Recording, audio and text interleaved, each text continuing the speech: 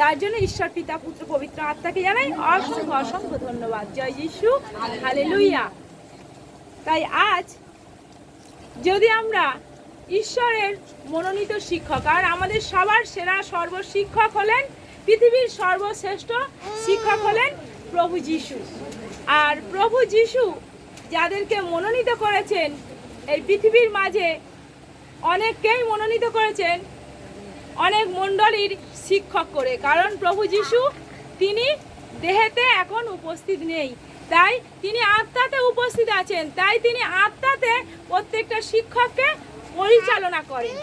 প্রত্যেকটা শিক্ষকের মধ্যে তার আত্মা দ্বারা পরিচালনা হয়। তাই আজ আমরা প্রত্যেকে এক একজন প্রভু যিশুর মনোনীত একজন শিক্ষক শিক্ষিকা তিনি আমাদেরকে করেছেন। তাই আজ ঈশ্বরের বাক্য আমাদের বলছে সে একজন সঠিক শিক্ষক কি করা উচিত। একজন সঠিক শিক্ষকের অনেক কিছুই থাকা উচিত, তো তার মধ্যে আমি একটা বিষয় বলবো, মানিয়ে নেওয়া উচিত। আজ আমাদের প্রত্যেককেই শুধু শিক্ষক নয়, ছাত্র, গুরু নয়, শিষ্য, সবাইকে মানিয়ে নিতে হবে। আমরা যেন প্রত্যেকে একে অন্যকে মানিয়ে নিতে পারি। কারণ আমরা কি করি, অনেক সময় অনেক পরিবেশে যেখানে যেমন সেখানে সেইভাবে আমরা অনেকে মানাতে পারি না, আমরা অনেকে কষ্ট পাই, আমাদের অনেকের রাগ হয়।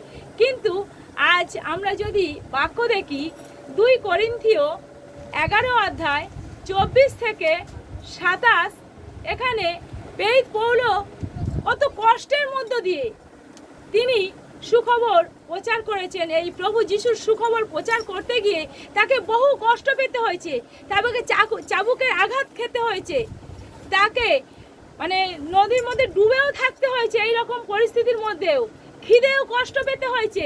কিন্তু এত কিছুর মধ্য দিয়েও সে কখনো অধৈর্য হয়ে যায়নি।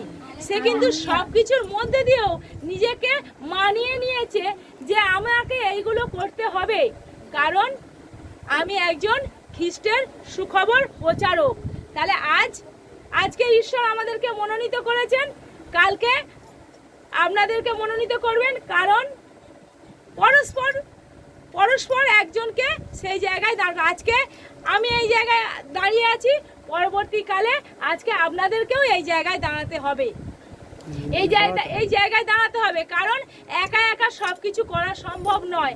আজকে আমাদের মণ্ডলী প্রত্যেকে সুখবর প্রচার করার জন্য একজন প্রচারক হলে হবে না, তাই আমাদের অনেককে বাড়াতে হবে, অনেক প্রচারক বের করতে হবে। তাই অনেককে এই সুখবর প্রচার করার জন্য আমাদেরকে এগিয়ে আসতে হবে। তাই আজকে শুধু দাদা বা দিদি শুধু বাক্য বলবে আমরা শুনবো এরকম নয়, দাদা বা দিদি মণ্ডলীতে যাবে এরকম নয়। আমাদের সবাইকে এক একজনকে এক একটা মণ্ডলীতে এক একটা জায়গায় গিয়ে কি করতে হবে, সুখবর প্রচার করতে হবে।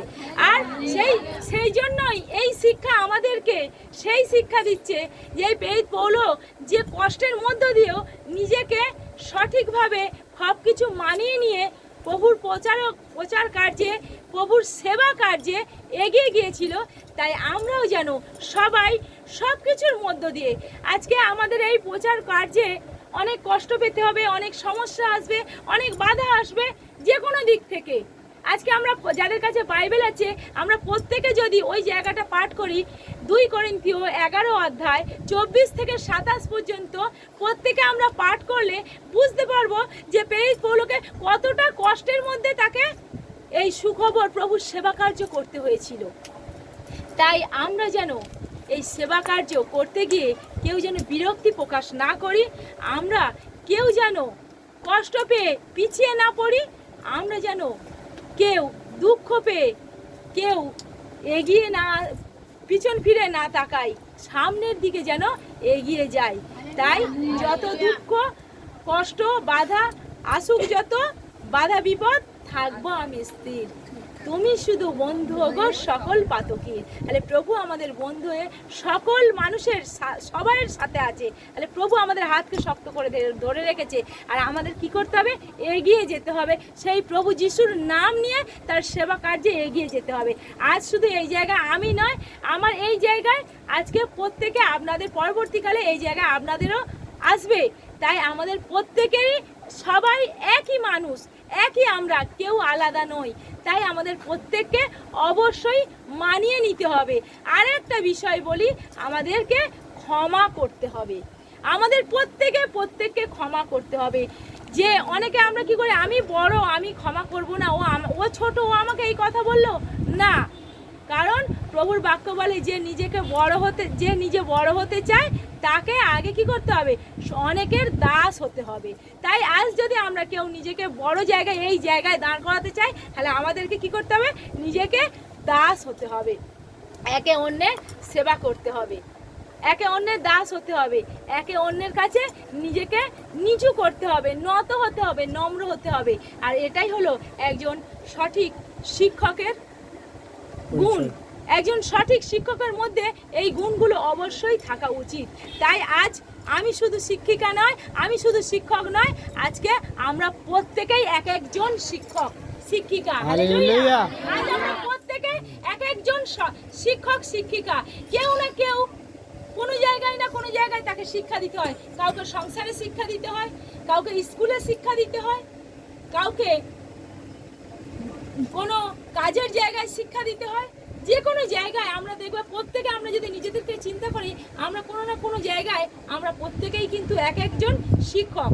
তাই এক একজন আমরা প্রত্যেকের শিক্ষক। আর আমাদের প্রত্যেকের মধ্যে এই গুণগুলো যেন অবশ্যই থাকে।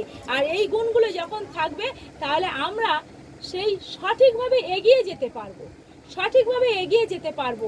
আমাদের সেই শিক্ষকতা আরও কি হবে, ঈশ্বর থেকে আশীর্বাদ আসবে, আমরা আরও নতুন নতুন শিক্ষায় শিক্ষিত হব, নতুন নতুন জ্ঞানে ঈশ্বরের শিক্ষা লাভ করতে পারবো।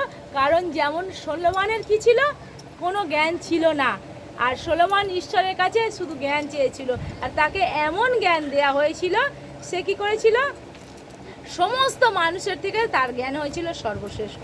হালেলুয়া।